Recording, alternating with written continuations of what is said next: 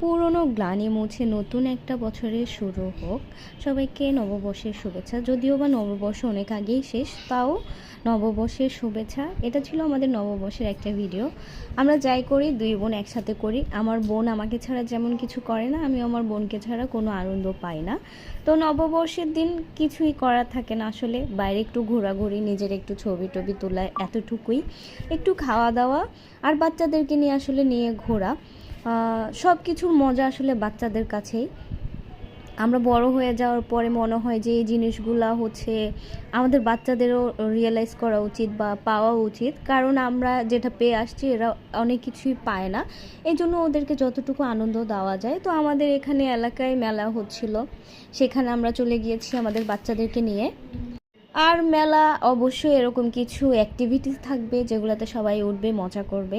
সেখানে ছোট বড় বলে কোনো বিষয়ই থাকে না। আর এই যে দেখেন একটা ট্রেন, এখানে শুধু আমিও বসে গিয়েছি, শুধু বাচ্চারা বসে নাই। আমার দুই ভাগ্নির সাথে ওরা একা ভয় পাবে দেখে আমি উঠে গিয়েছি।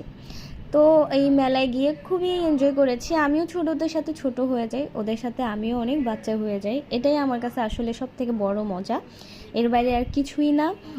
তো এইভাবেই আসলে নববর্ষকে বরণ করে নেওয়া, এটা হচ্ছে আমাদের বাঙালিদের একটা ঐতিহ্য, এর বাইরে কিছুই না। কেউ অন্যভাবে নেবেন না। আর মেলায় যাব চুড়ি দেখবো না তা তো ইম্পসিবল ব্যাপার।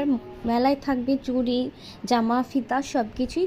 যদিও বা আগে গ্রামের মেলা একরকম ছিল, শহরের মেলা একরকম হয়, তবে প্রায় সিমিলার। কিছু ড্রেস থাকবে, চুড়ি থাকবে, খাবার স্টল থাকবে, এটাই তো আনন্দ।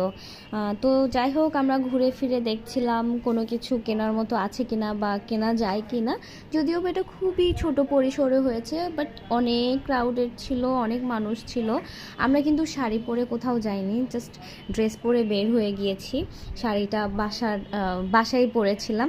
আর এই যে গাছ, মেলায় এখন একটা জিনিস হয় যে গাছ বিক্রি করে, ইনডোর প্ল্যান্টগুলো, যেটা আমার খুবই পছন্দ। তো যাই হোক, আপনাদের সাথে এতটুকু ভিডিও শেয়ার করলাম। হোপফুলি সবার ভালো লেগেছে। আজকের মতো আল্লাহ হাফেজ।